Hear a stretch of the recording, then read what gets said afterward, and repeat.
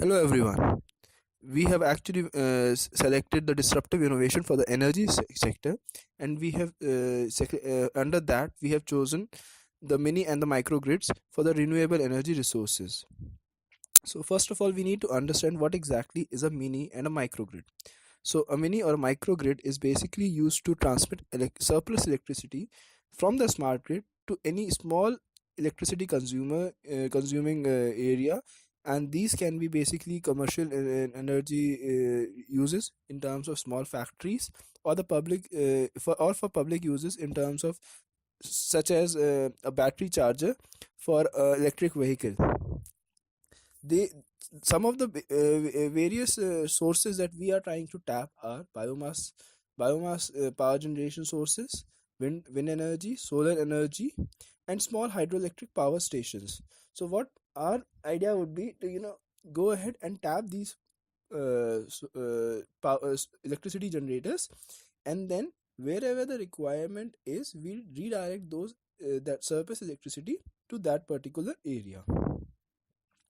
We need to first understand the types of system configuration. So the generator of a mini grid can be powered by renewable energy resources, like I said in the initial, that and those sources can be solar, biomass, wind, or small hydro, or another other notified and the government allowed sources, and then can have a diesel based generator as a backup as well. So we need to have a backup in case the climatic conditions do not allow us for the proper generation.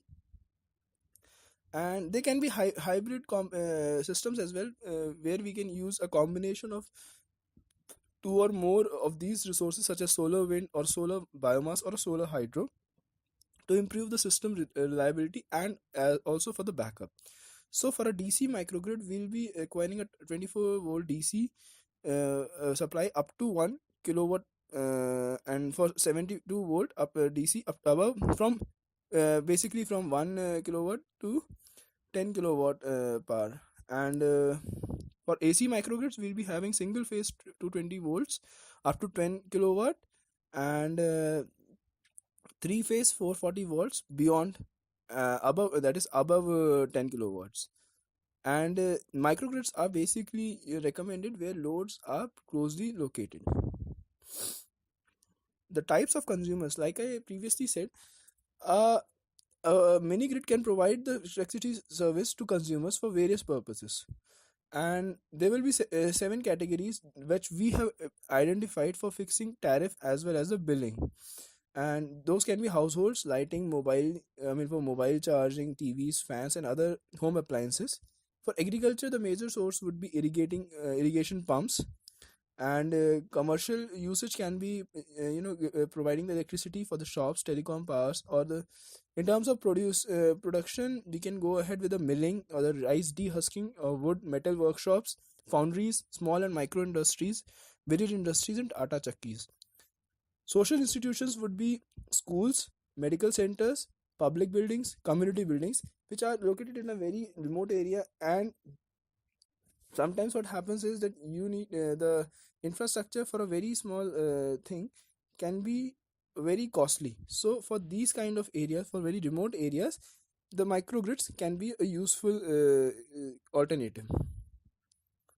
So we need to understand how exactly a micro grid works. So what we have done is we have actually provided you a small hypothetical situation where on island, there is an island, and there is a mainland.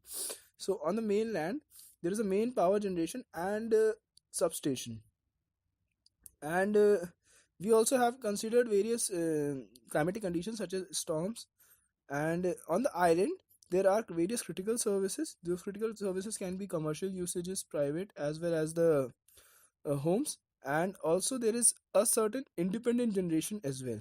So in case there is surplus electricity from the mainland, that surplus electricity can be actually given to the island through a smart grid in terms of the coupling switch, and from there it can be provided to the various entities, be it the home, the businesses, or the factories that are over situated on the island.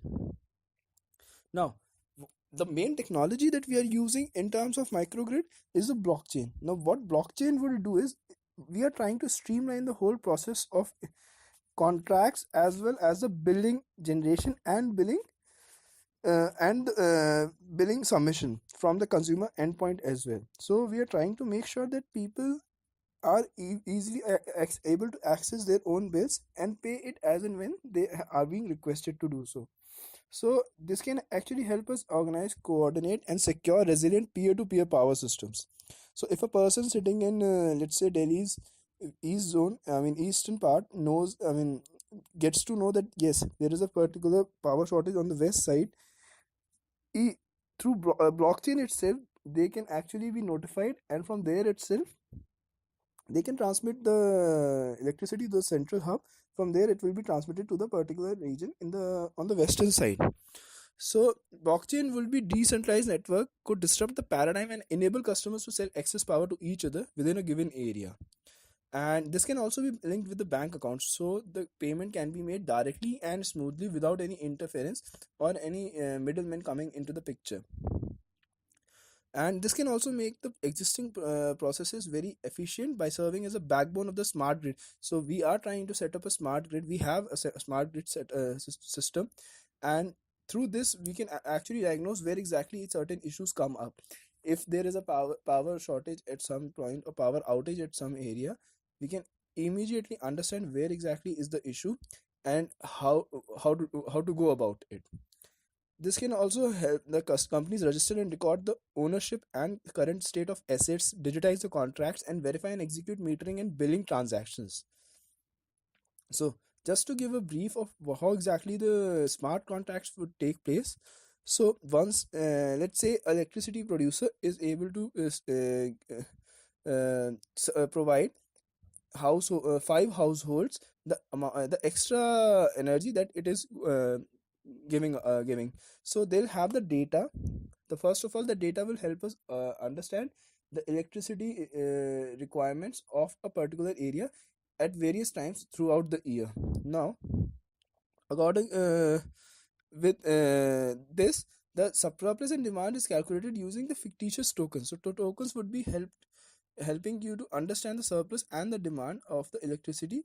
And what we are trying to make in the future is that there would be an app wherein the buyers and sellers will be using that app, and that app will allow them to specify their preference, like how much percent do they want to donate of the electricity.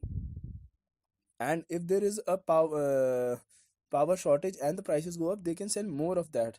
So the parties can will be given the power to automatically and individually decide with whom they want to enter into a contract, and make sure that the transactions are executed immediately. Now, decentralized energy transaction and supply system. So the decentralized energy transaction and supply system would be affected either fully automatically or manually through. For example, in Brooklyn, the manually is being done. The manual system is being has been set up, and the automatically one is the smart contract system that we had discussed in the previous slide.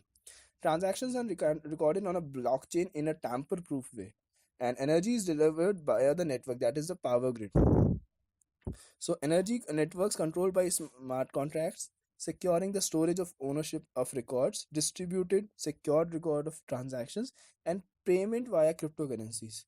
These are the various things that would help and benefit the consumer from their end.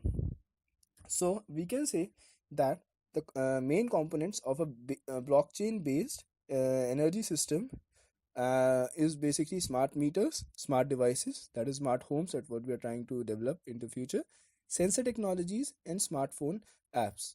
So this is all about the microgrids and the usage of blockchain in the smart contracts. Hope you have liked this video, and thank you.